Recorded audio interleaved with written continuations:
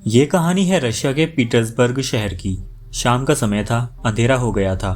धीरे धीरे बर्फ पड़ रही थी जो रात के अंधेरे में हर जगह अपनी सफेद चादर बिछाती जा रही थी। इसी ठंड में अपने पैरों को फोल्ड करके आयोना पोटापोव नाम का एक बूढ़ा आदमी अपने तांगे पे बैठा हुआ था।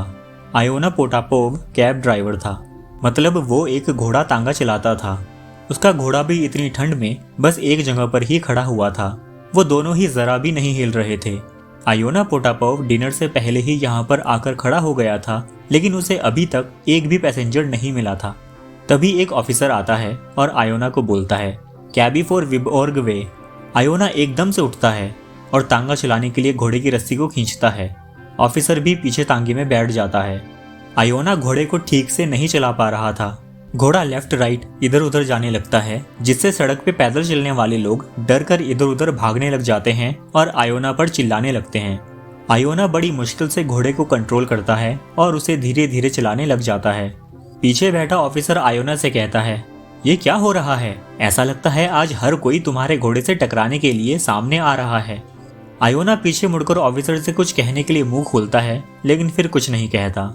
थोड़ी देर बाद आयोना ऑफिसर से कहता है, इस हफ्ते मेरे बेटे बरीन की डेथ हो गई। ऑफिसर पूछता है, डेथ कैसे हुई? आयोना जवाब देता है, क्या पता, डॉक्टर कह रहे थे कि उसे हाई फीवर था। वो 3 दिन तक हॉस्पिटल में रहा और फिर मर गया।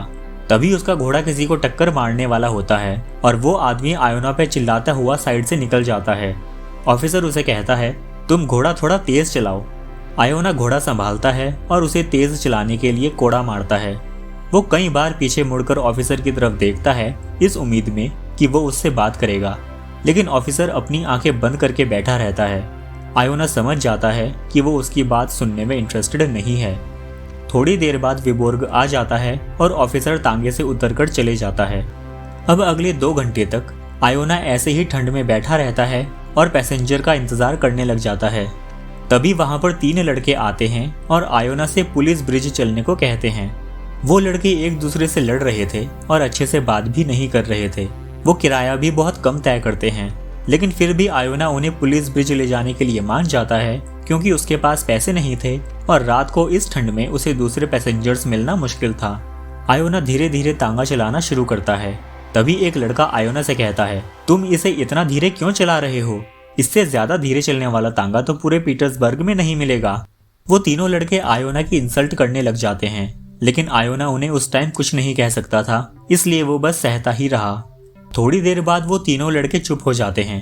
तब आयोना पीछे मुड़कर उनसे कहता है, इस हफ्ते मेरे बेटे बरीन की डेथ हो गई। तब एक लड़का कहता है, हाँ, एक दिन तो हम सबको ही मर जाना है, तुम बस इस तांगे को थोड़ा तेज चलाओ। दूसरा लड़का कहता है, इस घोड़े को जरा एक कोड़ा मारो ताकि ये तेज चले, वरना मैं ये कोड़ा तुम्हें मारूंगा। आयोना को यह सुनकर बहुत बुरा लगता है। वो घोड़े को कोड़ा मारता है और फिर चुपचाप तांगा चलाने लग जाता है। तीसरा लड़का आयोना से पूछता है, क्या तुम मैरिड हो? आयोना जवाब देता है, हाँ, मैं मैरिड हूँ। अब मेरी जिंदगी में बस मेरी वाइफ ही है, क्योंकि मेरा बेटा मर गया है। मेरा जवान बेटा मर गया और मैं इतना बूढ़ा होकर भी अभी जिंदा हूँ। लगता है डेथ से कोई गलती हो गई और वो मुझे ले जाने की जगह मेरे जवान बेटे को लेकर चली गई। आयोना पीछे मुड़ता है तीनों लड़कों को ये बताने के लिए कि उसके बेटे की डेथ कैसे हुई, लेकिन तभी पुलिस ब्रिज आ जाता है और वो तीनों लड़के तांगे से उतरकर चले जाते हैं। आयोना को उसके बेटे के चले जाने का दुख था।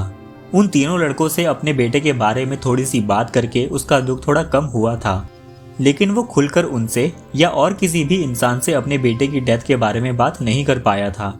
अब वो तीनों लड़के चले गए थे। अब आयोना फिर से खुद को अकेला महसूस करने लगा था और उसके बेटे के खोने का दुख भी वापस आ गया था।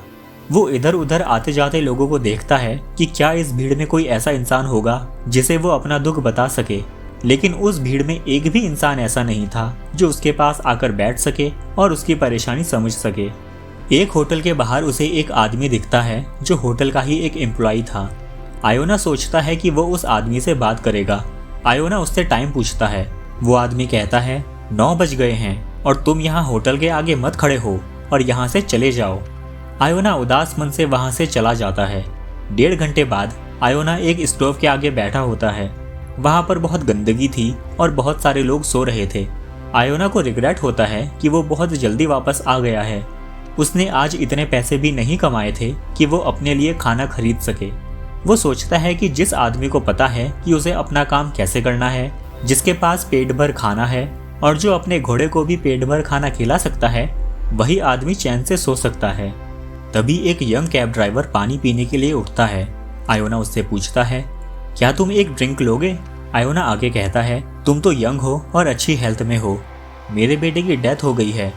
क्या तुमने सुना उसके बारे में? इसी हफ्ते हॉस्पिटल में।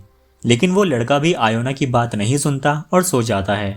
जल्दी ही आयोना के बेटे की डेथ को 1 हफ्ता होने वाला था, लेकिन वो अभी तक किसी से भी खुलकर इस बारे में बात नहीं कर पाया था। वो लोगों से बात करके अपना दुख कम करना चाहता था कि कैसे उसके बेटे की डेथ हो गई, उसके लास्ट वर्ड्स क्या थे, डॉक्टर ने क्या कहा और वो कैसा फील कर रहा था जब वो उसके कपड़े लेने हॉस्पिटल गया। वो लोगों से बात करना चाहता था कि फ्यूनरल कैसी थी और कौन कौन वहां आया था। आयोना की बेटी एनीशिया गांव में ही थी और वो फ्यूनरल पे नहीं आ पाई थी। आयोना स्टोव के आगे से उठता है और सोचता है कि उसे स्टेबल में जाकर अपना घोड़ा देखना चाहिए।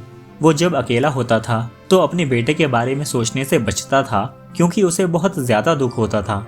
घोड़ा घास खा रहा होता है। आयोना उसके पास जाकर बैठ जाता है और उसे अपने बेटे के चले जाने की कहानी सुनाने लगता है। आई होप ये स्टोरी आपको अच्छी लगी होगी। Thank you for watching and thank you for subscribing.